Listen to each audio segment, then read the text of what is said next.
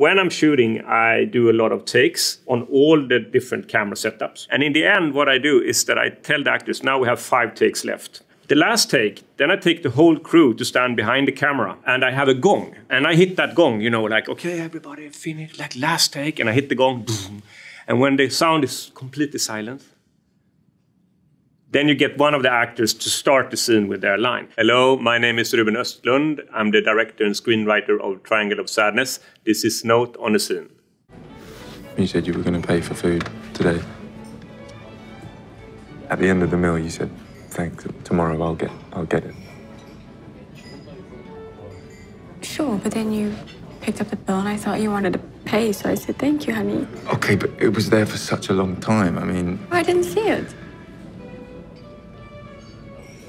You didn't see it? The scene, the bill scene, I call it, is actually something that happened to me and my wife 8 years ago. It was in the beginning of our relationship.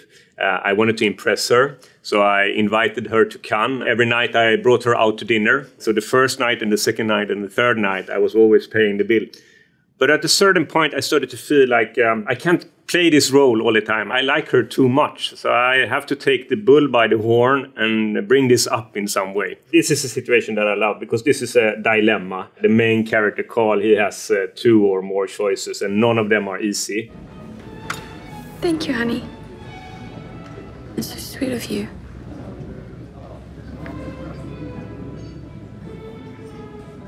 And here we see first that Charlbi is looking at the bill. I hope that the audience sees that also. And then, there, and we all know what that means. You should pick up the bill now, Carl.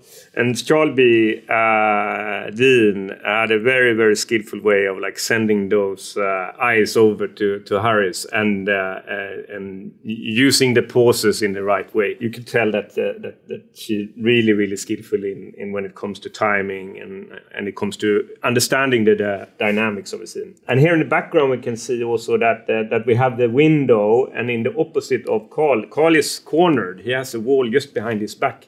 But when we were shooting it, we wanted it to be that Yaya have more space behind her back. And like in this area, like that there's much more space. A little bit like, okay, that's where the freedom is. And Carl is completely cornered. And in order to get to the freedom, you have to get through Yaya first.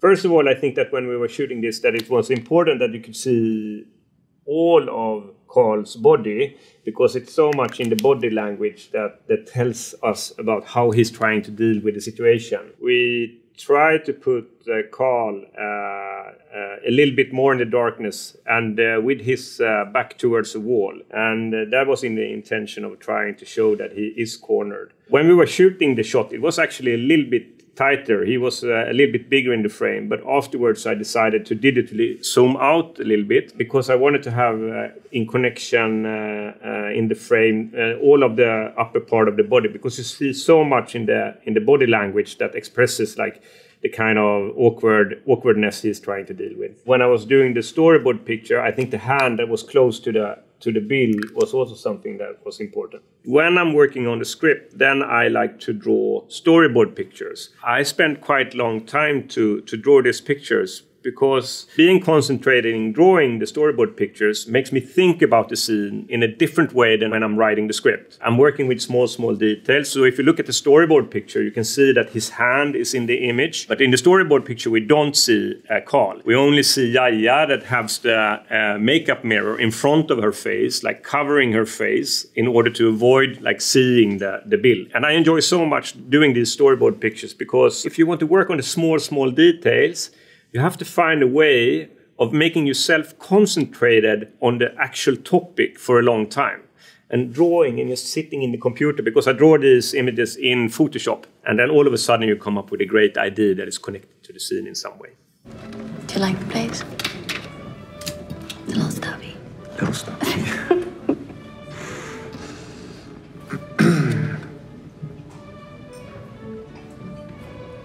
What? I don't know, you look like you were thinking this. No, I'm not. Cool. So here the music stops, and it's supposed to be like music that you hear from the restaurant, but we worked quite much with the timing of it. But it goes quite often from like a little melancholic to easy and flying, like a little butterfly. And if you listen now, when Carl is deciding to, okay, I'm going to bring up this topic, you can hear on the music. What? I don't know, you look like you were thinking this. No, I'm not. I'm not. Cool. This scene, when we were shooting it, we actually had 3 days of shooting. And I like to spend a lot of time on set together with the actors, even if we have a script that is kind of precise. And what I ask them to do is that if they feel that there's something in the script that they don't believe in saying, then they have to tell me. They have to stop me and they have to say, I don't believe in these lines. And then, as a director, it's my task to try to change the setup so it becomes possible for them to say these lines. And when I'm shooting, I do a lot of takes on all the different camera setups. So I think we maybe did around 20 takes on Charlbi's position. From take 1, and then we're going further and further, trying to sculpt the scene, making it more precise. And in the end, what I do is that I tell the actors, now we have 5 takes left. And then I do a countdown. 5, 4, 3. And it's a way of trying to create a very intense moment where it is almost like a football game that we are playing together. And we have to win this game together now. The last take, then I take the whole crew to stand behind the camera. And I have a gong. And I hit that gong, you know, like, okay, everybody finish, like last take. And I hit the gong, boom. And when the sound is completely silent, then you get one of the actors to start the scene with their line. I don't know, you look like you were thinking this. No, I'm not. I'm not. Cool. Come on, I can tell there's something wrong. Just talk to me. What is it? When I was stepping over and doing an English language film, I think it was important for the actors to take quite big responsibility of how they put the words sometimes. So when I had wrote the script and I talked to them about the script, they were allowed to change some lines. Some lines I wanted them to know we have to keep it in that way, even if it's not correct English. But other lines they were allowed to give me a suggestion. Yeah, it was a little bit of a challenge to me to try to get the small nuances in the language. Come on, I can tell there's something wrong. Just talk to me. What is it?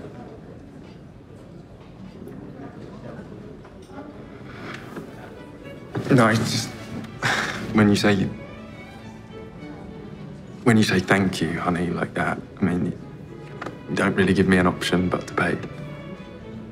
I like also when you see that the actors dare to look at the other actor for a long time, and it can be quite hard, like socially, to like lock the eyes of another person for that long time.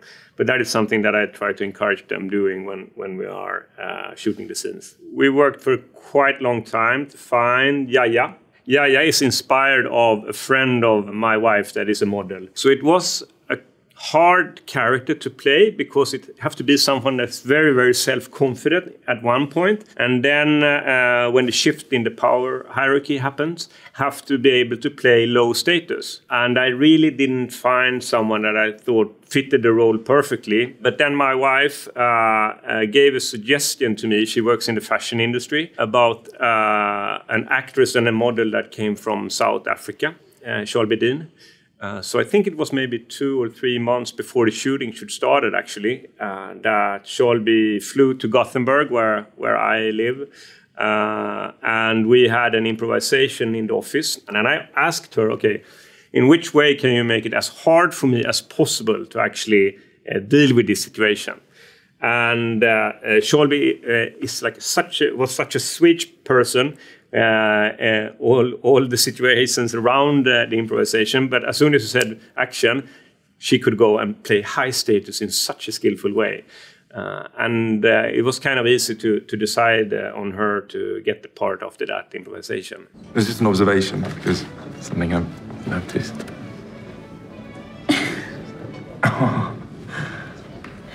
Oh, we could split the bill if you like. No. I can whip out a calculator and we can. No, okay, you need to... How many glasses of wine did you have? Oh, sure, like, you had like 3 shut more, up. right? Okay, that's not what I mean. That's not what I mean. Yeah, I think it all evens out, you know?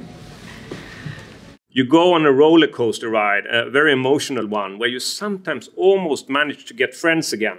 But then something happens and then you're super far apart. It is interesting with these fights that you have early in the relationship because the consequence can be that you're not going to be together anymore. Don't you remember last night you said you were gonna pay for food today?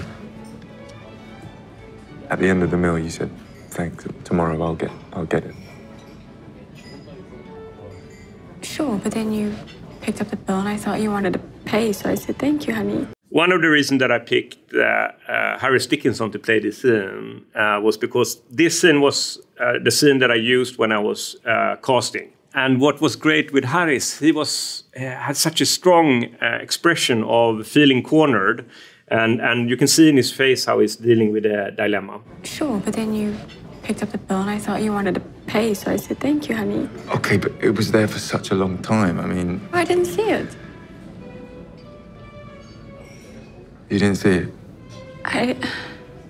No, I didn't. I didn't see it or I didn't notice it when we were just having a nice dinner. The title, Triangle of Sadness, it comes from this wrinkle that I have, that you get from making feature films, definitely. I can try to, like, it's this. And in Swedish, it's called trubbelwrinkel. It's basically a term when it comes to beauty surgery.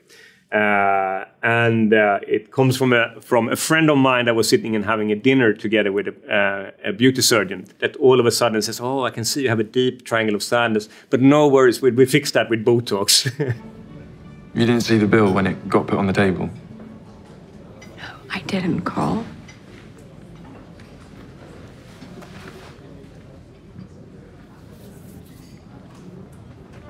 In the 3 last films that I have done, Force Majeure, The Square, and Triangle of Sadness, you can almost consider it a little bit of a trilogy, where I'm focusing on being a man in contemporary times. And when the man and the expectations of the man is ending up a dilemma where we want to behave in a different way.